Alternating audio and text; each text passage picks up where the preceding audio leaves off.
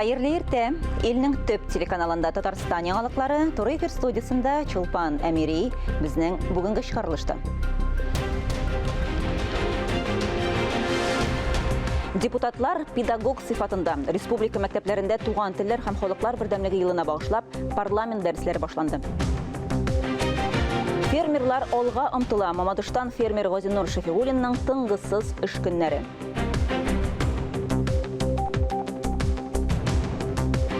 Tatar sənətində öz uğruna көрнеклі композитор Александр Ключеровның туğuna 115 yıl tola.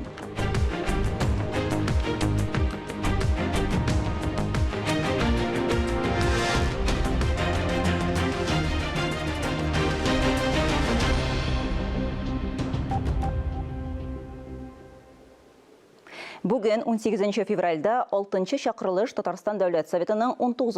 oturışı bulan. Gün tertibine 33 mesele kırtılgan. Soylaw kodeksina özgerişler kırtı turundağı zakon proyekti 2. okulışta, tağın 10 zakon proyekti 1. okulışta qaralırga tiyiş. Alar arasında Dövlət Soveti komitetleri turunda zakonga özgerişler kırtı, Buğa rayonu statusu ham territoriya şeklerin belgilew turundağı zakon proyektleri, şulay Tatarstanda organik produksiya yetiştirүүnü üstürü, transport solamına özgerişler kırtı turundağı zakon proyektleri da var. Devlet Soveti deputatları pedagoglar sıfatında Respublika mekteplerinde parlament dersleri başlandı. Alar Tatarstanda ilan etilgen tuğan tiller hem xoluklar birdemligi yılına bağışlana, Qozandağı 6. gimnaziyada dersini Devlet Soveti reisi Ferit Muhammedşin ötkərdi. Шахмат столары, түрлі конкурстарда жеңулер, соғыс жылларында хабарсыз жоғалған солдатларының 30-дан артық исемен қайтарған яш істабарлар отряды. Qozanдағы 6-шы гимназияда 2000-нен артық оқушы білім ала. Бірдем дәулет имтиханнары нәтижелері бойынша да олар алдыңғы. Сейчас мы отправимся к русскому мастеру. Parlament дәрісінде үзенчәлек итеп үткәрделәр. 11-нче сыйныф укучылары 5 командаға бөлініп, туризмның тарих, этнография, гастрономия, экология юнәлешләре, гаиләдә туган телдә сөйләшү турында фикер алыштылар. Qozanның истәлекле урындарын искә төшерделәр. Сөйләшүгә парламент рәисе йомгак ясады. Мен 6-нчы гимназияда бүген рәхәтләнеп, менә шын күңелдән кызыксынып, карап, чыгышларын тыңлап, канагат булып калдым. Безгә андый мөмкинлекләр тудырырга кирәк, һәм күп кенә мөмкинлекләр тудырылды да. Әйтик, ассамблея, халыкара ассамблеясы эшләве, мәдәният йортлары, һәрбер районда мәдәният үзәкләре бу мәсьәләне күз алдында тотып эшлиләр. Инде менә шушы көн тәртибенә тора торган еллык тәртибендә тора торган мәсьәлә телләрне саклап, гореф-гадәтләрне саклап, яшәргә күп милләтле республика дигән мәсьәләне без мәктәп нигезенә төшердек. Балаларда туган телгә мәхәббәт тәрбияләүдә Манзара исемле мәктәп театрының өлеше зур. Коллективны танылган артист Зөлфия Вәлиева җитәкли. Балалар рәхәтләнеп йөриләр. Без инде бик күп республика фестивальләрендә һәм башка халыкара фестивальләрендә лаеклы зур урыннар алдык. Шулай итеп, менә театр аша балаларга безнең туган телебезне сеңдерү, ул шуның хәтле отышлы. Әнә шулай парламент дәресе кызыклы да, файдалы да үтте. Фанис Мөхәммәтов, Дмитрий Евторов, Эдуард Мөхәммәтҗанов, Татарстан яңалыклары. Авыл хуҗалыгы темасына күчәбез. Көнлек савым күрсәткечен 600 килограммга кадәр җиткерү һәм мәрмәр ит җитештерә башлау. Мамадыш районының Иске Шәбие авылында яшәүче фермер Газинур Шәфигуллин әнә шундый план белән янып яши. Тырыш, хезмәт сөючән фермер белән без дә очрашып кайттык. Шәфигуллинның терлек биналары Иске Шәбие авылына кергәндә юлның 10 ягында кала. Малларны әлегә арендага алынган бинада асрыйлар. Биредә 60 баштан артык мөгезле эре терлек исәпләнә. Шуларның 40-ы савым сыеры. Фермерлык хуҗалыгы Газинур Шәфигуллинның 2008 елда төзелгән. Районда кызыклы чаралар киткән бит фермерлар. Шунлыктан умартакны ташлап фермерлыкка аттындык. Үземнең эшне бар нитәсе килде. Яхшы гына ыешып киткән хуҗалыкка 2010 елгы корылык аяк чала. Иген уңмагач тирлек азыгы да кирәгенчә туплана алмый. Эшне өр-яңадан башларга туры килә. Хәзерге көндә Шафигуллиннар гаиләсе 108 гектар җир эшкәртә. 2 тракторлары, 1 йөк машиналары бар. 2019 елда Шафигуллиннар крестьян фермер хуҗалыгы булып теркәләләр. Агростартап программасында катнашып, 3 миллион сумга якын дәүләт ярдәме алалар. Эшсез яту түгел бит инде. Өйдә ятсаң эшсез кем нәрсә кеп бирә. Менә Аллаһка шөкер 2 кызны укытам. Менә кешеләргә дә эш бирдек. Эшләр Аллаһка шөкер. Дарламыйлар. Акчасын төләп торабыз. Узган җәйдә торгызыла башлаган терлекләр турагы быел май аена әзер булыр дип көтәләр. Ул 40 баш савым сыерына исәпләнгән. Хәзер исә электр кертү, азык өстәле ясау кебек эшләр калып бара. Фермер сөт сезоны вакытында көненә 500 килограмм продукция җитештерә. Кышкы айларда бу сан 300-гә тигез. Шулпан Әмәри, Илнур Юнусов, Алмаз Камалиев, Татарстан яңалыклары, Мамадыш районы. Татарстан президенты каршындагы татар телен саклау һәм үстерү мәсьәләләре комиссиясе ярдәме белән Шаян ТВ каналы Бала чак җыры бәйгесенең 2нче сезонын башлады. Татмедиа акционерлык җәмгыятендә узган матбугат конференциясе конкурсның үзенчәлекләренә багышланды.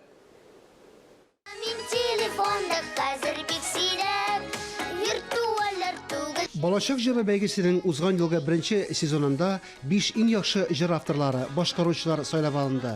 Бәйге әлегә татарча заманча балалар җырларының азрак булуын күрсәтте. Балалар өчен җырлар ул бик күп дип әйтерсез, бәлки бәхәсләшерсез дә минем белән, ләкин менә ничә ел инде бу тәҗрибәгә таянсак, балалар өчен җырлар гомумән алганда бик аз. Һәм әлбәттә бүгенге көндә безнең балалар үзләре борчыган проблемалар турында, бәлки үзләре борчыган мәсьәләләр турында җырларга тиештер. Яшәешебез гаҗәеп тиз ритмда үзгәрә, алга бара. Хәзер балалар белемле, кыю һәм һәр нәрсәгә карата үз фикерләре бар. Шуңа күрә балалар өчен җырлар иҗат итүдә җиңел түгел. Яшь, тавыш үзенчәлекләрен исәпкә алып, балаларның үз җырларын тудырырга кирәк. Балалар өчен җыр язу, олар өчен язудан кыенрак. Беренчедән аларның башкару мөмкинчелегенә таянып язырга кирәк әсәрләрне. Менә кичкенә генә бер мисал, диапазон мәсәлән әйтәбез. Олы кешеләргә җыр язган чакта иң күп 2 октава дибез инде без әйме диапазон. Балаларның бит аларның мөмкинчелекләре алай күп түгел. Аларга кичкенәрәк октава диапазонны дибез инде язырга кирәк. Былтыргы җиңүчеләр арасында Рәхимә Арсланова шигыренә Алсу Салихова иҗат иткән Казан җыры да бар. Сейлән һәм балачак җырының бергә туры килүе үзе үк менә шул кадәр күрәсезме, берсе көткән кебек килеп чыккан. Һәм менә бу тема күтәрелергә тиеши һәм Шаян ТВ аны күтәреп алып, менә шушындый дәрәҗәгә җиткерүе әлбәттә бу бик отышлы булды. Һәм бу бәйгеләрнең дип әйтим әле, аларның киләчәге булыр. Балалар җырларын, балаларның үзләреннән дә гадел һәм дөрес бәяләүчеләр юктыр. Җәмил Хәбибрахмановның да үз фикере, үз бәясе. Bütün җырларны да бәяләү бик авыр иде. Чөнки bütün җырларда алар үзенчә матур, кайберләре сузылып җырлый торган бик матур, кайберләре күңелле җырлар. Без аларны инде балаларга ошасын өчен балаларга, дусларыма ошарлык иттереп сайлаган идек. Быел балачак җыры бәйгесе 25 майга кадәр 3 турда үткәрелә. 30 апрельгә кадәр жюри 2нче турда катнашучыларны сайлап ала. 2нче тур интернетта тавыш бирү юлы белән сайтта уза. Иң күп тавыш җыючылар 3нче турга үтә. 5 җиңүче билгеләнә. Фарис Мөхәммәтов, Ира Хамидуллин, Татарстан яңалыклары. Татарстанның Биектау районы Өбре авылындагы Сәйдәш музейында гасырлык тарихка ия фортепиано саклана. Борынгы музыка уен кралын көйләргә ста кирәк. Салих Сәйдәшев заманында әлеге музыка уен кралы Казанның Татар дәүләт академия театрында торган, анда композиторның дистәләгән татар спектакленә көйләр язганы билгеле. Камал театры Казан үзәгендәге яңа бинага күченгәндә фортепиано күршедәге Горький музеена калдырыла. 1990 елда Салих Сәйдәшев тугына 90 ел тулу уңайыннан музей йорты ачылганда Горький музее аны Өбре авылына бүләк итә. Казаннан 33 чакрым ераклыкта урнашкан Өбре авылындагы Сәйдәш музее Биектау районының Тукай як музее филиалы буларак эшли. Хәзер ул үзенә күрә кечкенә генә сәхнәле клуб һәм музейны берләштерә. Иртәгә 19 февральдә татар музыка сәнгатенә зур өлеш керткән күренекле композитор Александр Ключаревның тууына 115 ел тула. Ул бала чагыннан татар халык җырларына, көйләренә гашыйк булып үсә. Рус милләтеннән булган Александр Ключарев татар профессиональ музыкасына нигез салучыларның берсе иде. У татар законченность, лаконичность. Это прекрасная душевность этой мелодии в пентатоническом, правда, звукоряде, но все это только казалось мне совершенно каким-то чудесным миром. Вот так же, как для Колумба была Америка, для меня это была татарская музыка. Александр Сергеевич Ключарев 1906 елның 19 февралендә Казанда туган. Сашаның музыкаль сәләте иртә ачыла. Мөстәкыйль рәвештә таныш көйләрне сайлап алып, 2 рәтле гармунда, аннары скрипкада, гитарда уйнарга өйрәнә. Гимназиядә һәм музыкаль кичәләрдә уңышлы чыгыш ясый. Яшь чакта аңа татар халык җырлары зур тәэсир калдыра. Аларны гаиләнең күршесе татар милләтеннән булган олы яшьтәге Кучер башкара. Таныш булмаган көйләр аны рухландыра. Алга таба ул зур кызыксыну белән татар, шулай ук башкорт, казах һәм башка халыкларның көйләрен өйрәнә башлый. Александр Ключарев профессиональ музыкант булырга карар итә. Фортепиано классы буенча Казан музыка училищесына укырга керә. Училищены тәмамлаганнан соң 1928 елда Мәскәү консерваториясына танылган совет композиторы Рейнгольд Глиер классына керә. Студент вакытта спектакльләр өчен музыка, җырлар, инструменталь музыка иҗат итә. 1933 елда Александр Ключаревның беренче авторлык концерты була. Программага татар симфоник музыкасының беренче сочиненияларының берсе Галия Бану симфоник сюитасы керә. Коммунист газетасында концерттан соң чыккан мәкаләдә шагыйрь Муса Җәлил яшь композиторның музыкасын югары бәяләп яза. Без бу яшь талантның татар совет музыкасына зур өлеш кертүенә өметләнә алабыз. 1937 елда Ключарев Казанда фольклор кабинеты эшен җитәкли. Композитор Василий Виноградов һәм шагыйрь Мөхәммәд Садри белән берлектә беренче фольклор җыентыгы дөнья күрә. 1955 елда татар халык көйләре басыла. Александр Ключарев искиткеч оста пианист, импровизатор була. Фәйзулла Туишев һәм Захид Хабибуллин белән бергә ансамбльләр оештырып, чыгышлар ясыйлар. Композитор нәтиҗәле концерт эшчәнлеге алып бара. Татар дәүләт филармониясының сәнгать җитәкчесе була. Татарстан дәүләт җыр һәм бию ансамбле белән тыгыз хезмәттәшлек итә. Коллектив өчен менә дигән программалар булдыра. Соңгы эшләренең берсе Аулак өй хореографик композициясе. Александр Ключарев академик музыка стилен яхшы белә. Моны аның әсәрләре раслый. Күп санлы әсәрләре арасында популяр җырлар, романслар, татар музыкасы өчен яңа юнәлеш джаз да бар. Олег Лунстром җитәкчелегендәге джаз оркестры өчен махсус татар самбысы язылды. Ключаревның симфоник әсәрләре арасында татар һәм башкорт сюитлары Идел симфониясе аерылып тора. Композиторның Казанда һәм Уфада куелган Тау әкияте балеты зур уңыш казанды. Ключаревның әсәрләре милли колорит белән аерылып тора. Танылган музыка белгече Вадим Дулат Алеев композиторның музыкасында татар көйләренең традициялары үсә. Ул заман музыкаль пульсы белән кушылган дип язды. Шулпан Амири, Кадрия Мирсияпова, Татарстан яңалыклары.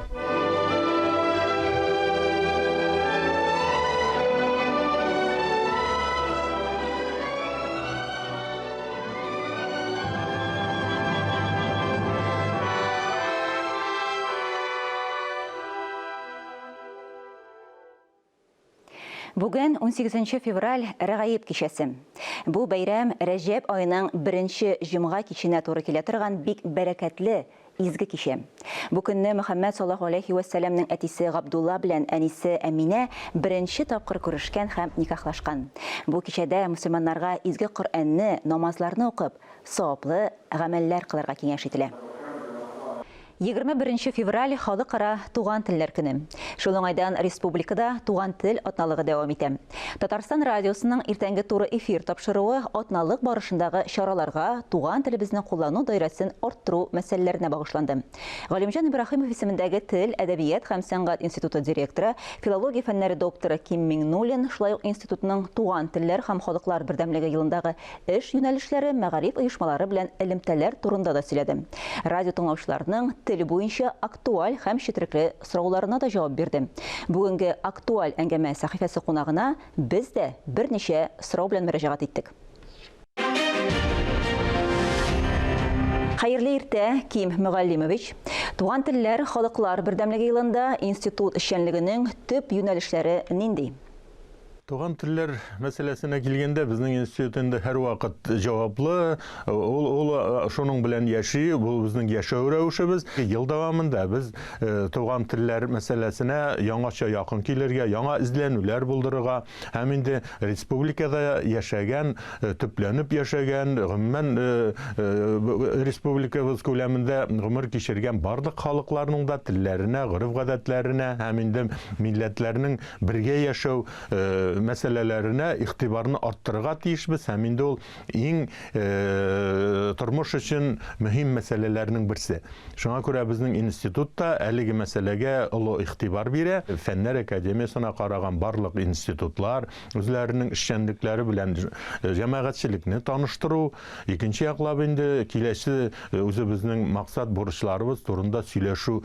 Туган телебезне куллану даирәсен арттыруда нәрсәләргә аеруча игътибар итәргә кирәк? Нәкъ менә татар теленең яшәү рәвешен үзгәртү, аның кулланылышын киңәйтү, монда инде фән дөньясына да турыдан-туры карый. Ягъни инде без татар телендә фәнни хезмәтләр язу, татар телендә аның сүзлекләрен булдыру, җәмәгатьчелек укырлык, җәмәгатьчелеккә кызык булган барлык фәнни юнәлешләрне татар телендәге китаплар аша, татар телендә җиткерү мөмкинлекләре ачу. Әйтгәндә энциклопедиялар төзиләрме, төрле монографик хезмәт дәреслекләр язу өчен журналистларга, гомумән җәмәгатьчелек кулланырга тиешле китаплар, алар инде рус телендә дә, татар телендә дә дөнья күрергә тиешләр. Безнең Татарстаннан читтә яшәүче милләттәшләребезгә дә татар телендәге төрле юнәлештәге китаплар җитәргә тиеш. Шуңа күрә фән телен, татар телен фән теле дәрәҗәсендә яшәтү, ул инде югары телнең югары дәрәҗәдә яшәү мөмкинлеген күрсәтә торган шушындый бер билге дип әйтик. Элмә такталар, географик атамалар язылышындагы хаталарны төзәтү конкурсына да тукталсагыз иде. Biz инде менә әле сез телгә алып киткән конкурста аның инициаторы булып, башлангычында аның президент каршындагы, республика президенты каршындагы төзелгән комиссия, Марат Әхмәтов җитәкләгән комиссия аның башлангычында тора, республикадагы кеше хукукларын яклау юнәлешендәге безнең вәкилебез, аның төп оештыручысы. Без инде модератор буларак әлеге барлык мәгълүматлар безнең институтка килә.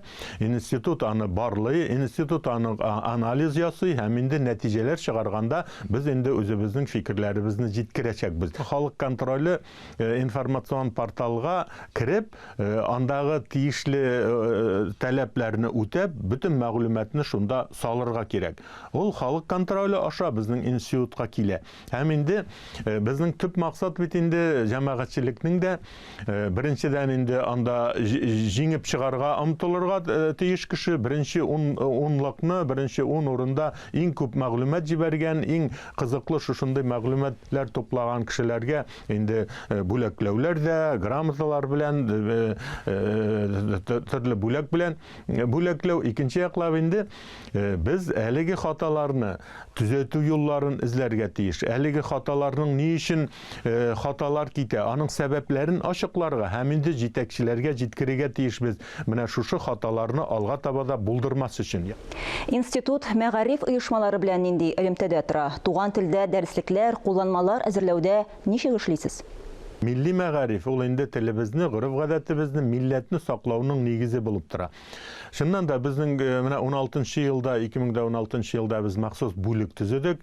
Бүгенге көндә бик мәгариф министрлыгы белән бик иң турып бик актив эшлибез. Һәм инде без соңгы еллардагы менә бу тел мәсьәләләренә барган вазгыятьтән чыгып, без яңа дәреслекләр эшләү белән шөгыльләнәбез. Ул дәреслекләр инде безнең мәктәпләргә дә барып җитте бер өлеше. Быел инде инде калган әйтик 5-нче класстан башлап дәреслекләрне эшләп бетерү белән шөгыльләнәчәкбез. Һәм инде турыдан-туры Мәскәү министрлыгы белән дә эш бара. Әлеге дәреслекләрне федераль исемлеккә кертү мәсьәләсендә эшлибез. Кайбер милләттәшләребез тел проблемаларын бер селтәнүдә җайга салырга омтыла. Сез галим буларак ничек уйлыйсыз? Беләсезме, тел мәсьәләсе һәр тере организм кебек, телдә ул тере организм үзенчә. Адәм баласына да, үсемлеккә дә һәр вакыт җылы кирәк, аңа дым кирәк, су кирәк, игътибар кирәк. Тел мәсьәләсе дә бер туктаусыз игътибар таләп итә торган шушындый организм. Без аны һәр вакыт телне кайгыртып торырга тиешбез. Бала туганнан башлап без аңа үзебезнең ата-аналары, әби-бабалары, туганнары аңа туган телдә сөйләшергә, туган телдә дөньяга карашны формалаштырырга тиеш. Шуңа күрә менә шушы рәвешле бара ул. Һәм инде без бер туктаусыз үзебезнең мөмкинлектән чыгып, яңа юлларын эзләп, телебезне саклауның ысулларын һәр вакыт яңартып торырга тиешбез. Менә бу 21-нче елны билгеләгәнбез икән инде, президент тарафыннан игълан ителгән икән. Димәк, бу юнәлештә эшләребезнең мөһим икәнен күрсәтә торган һәм инде яңа юлларын эзләү. Аны кабул итәргә кирәк түгел, безнең татар телендә генә шушындый хәл дип. Мөстәкыйль дәүләте булган бик күп халыклар да, без инде менә элекке Советлар Союзындагы республикаларны алыйк, төрки тугандарыбызны алыйк, төрле илләрдә яшәгән. Аларның да шушындый ук каршы алларында шушындый ук бурычлар тора. Алар да шөгыльләнә. Казакстанда, Үзбәкстанда, Кыргызстан, Азәрбайҗан буларның барсында да шушындый ук бурычлар тора алларында. Чөнки дөньядагы барлык халыкларда үзләренең туган телләрен, гореф-гадәтләрен саклауның яңа ысулларын эзлиләр. Без дә шушы рәттә үзебезнең телебезне, үзебезнең гореф-гадәтебезне, милләтебезне яшәүнең яңа ысулларын эзләп, бүгенге көн таләпләренә туры килерлек итеп яшәргә, эшләргә тиешбез. Ким Мөгалимович, әңгәмәгез өчен бик зур рәхмәт. Бүгенге актуаль әңгәмә сәхифәсенең кунагы Галимҗан Ибраһимов исемендәге Тел, әдәбият һәм сәнгать институты директоры, филология фәннәре докторы Ким Миңнуллин иде. Хөрмәтле телевизор караучылар, әлеге сәгатькә шундый яңалыклар иде. Мин Чулпан Амери бүгенгә сезнең белән саубуллашам. Сау сәламәт булыгыз. Үзегезне һәм якыннарыгызны саклагыз. Иртәгә иртәнге 9 тулып 20 минутта очрашырбыз.